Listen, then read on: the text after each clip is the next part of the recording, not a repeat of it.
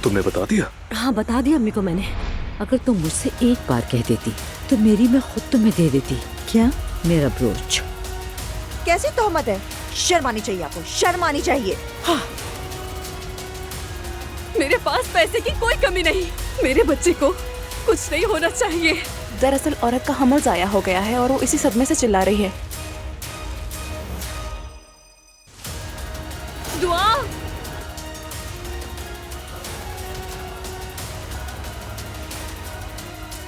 आखिर यहाँ पर हो क्या रहा है? और उरूज कहाँ पर है? उरूज का हमल जाया हो गया। क्या? उसने हमारे बच्चे को मार दिया। मैं दुआ पर कत्ल का केस करूंगी। वो अब इस सब का हिसाब देगी।